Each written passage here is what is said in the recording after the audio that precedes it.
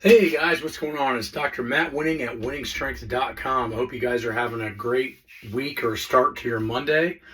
I had to be at the car dealership this morning at 5:45 to write all of the workouts for the clients that come in and the people on Patreon.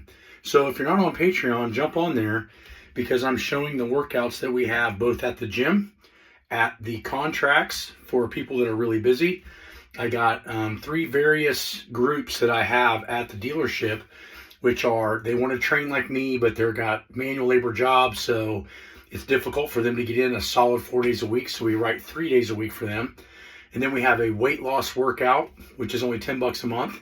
And then we also have an over 50 to keep muscle and bone retention and to stop the process of sarcopenia for $10 a month with the over 50 bone and muscle retention workout. So with that being said, if you guys are on there, it's a huge benefit.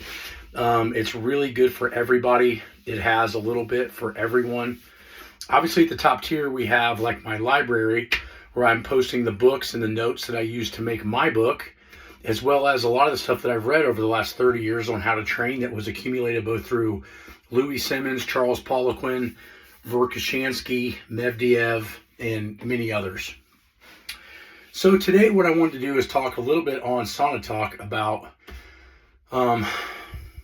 recovery. So now recovery can be done in a multitude of ways. Most of the time, recovery is going to be getting decent sleep in. So if you're not getting decent sleep in, do not expect to get crazy gains. And this doesn't matter if you're natural or if you're enhanced. What does matter is that your body needs that recovery time in order to develop muscle tissue. So we constantly talk about how hard we should train and how hard we should push in the gym.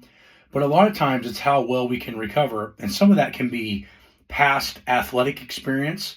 Some of it can be pre-stress or like current stress, acute stress, like either at job, family, etc.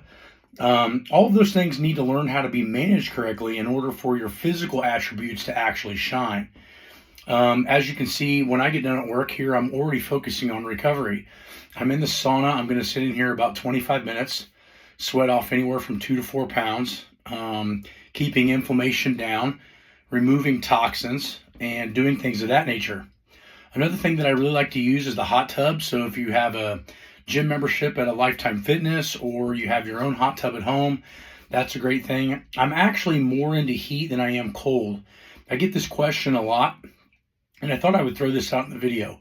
Cold is really good, in my opinion, for when you're getting ready to taper. So I only use cold baths when I'm actually getting ready to do contests or 1-rep maxes.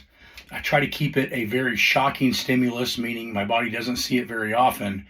And when it sees it, it goes into hyperdrive on trying to recover. I do feel that doing cold baths on a weekly basis probably starts to lose its effect, much like the law of accommodation tells us, after about 3 weeks. So cold baths, although can be usable, they are limiting in the fact that I think you can only use them in certain periods of the year and get long-term lasting effects from it. Whereas I feel heat tends to have a little bit more of a long-term effect and can be used more often. That's just my personal experience. Another way that we can recover is we can actually change our foods. So if we look at what we eat on a consistent basis, if we have a normal Western diet, sometimes that diet can be highly inflammatory. So cutting out things like bread, processed sugars, simple carbohydrates, maintaining high vitamin C through blueberries, raspberries, things that are still carbohydrates but very low in carbohydrate amount and high in antioxidants, cutting out a lot of stuff like bananas. So a lot of people don't know this, but a banana is roughly the same amount of sugar is about a half to a full can of Coke, depending on what type of soft drink you're going to drink. I'm not a massive fan of using the zero sugar stuff as a cop-out because I feel that you're still probably going to get an insulin response from that, which could cause issues down the road. You want to maintain the body's ability to use carbohydrates very, very well. So if you're pre-diabetic, try to get completely off of sodas and don't stay on them even if there's zero sugar, because you're probably still getting an insulin response from that, and that's what you need to start trying to avoid. The next thing is eating quality proteins. Now, everybody fights over should the carnivore diet be done or vertical diet or this or that. And the answer is whatever you can stick to is kind of like what Stan Efferding says is probably going to be your best bet. I've used a vertical style diet for about 6 years now, maintained pretty decent leanness at 250 pounds at 45 years old. And I still have a cheat meal here every once in a while, probably every 3 to 4, maybe 5 days. I'll go and eat kind of within reason whatever I want.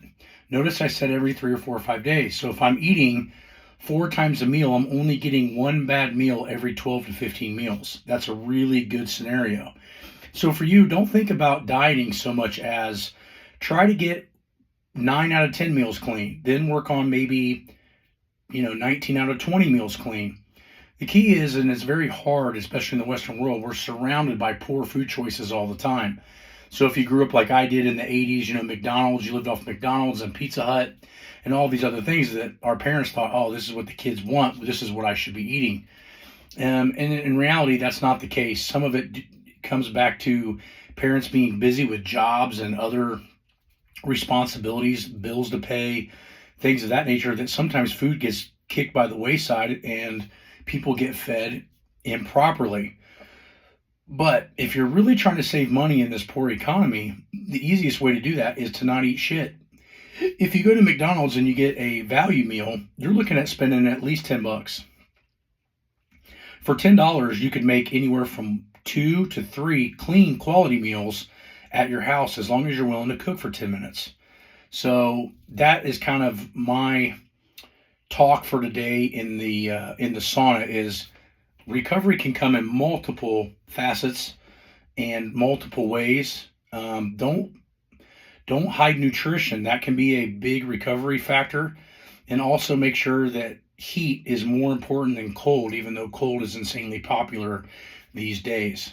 For most of us, we could stand to lose a couple of pounds of water every few 2 to 3 days just to reduce inflammation. There's also some studies out there that show that people that use saunas anywhere from 1 to 3 times a week tend to have less cardiovascular incidences. So that automatically tells you that removing inflammation is a great idea. So talk to you guys soon. Please visit winningstrength.com. I know this video is shot vertically, not horizontally. It's just easier for me to hold it in the sauna. So talk to you guys soon.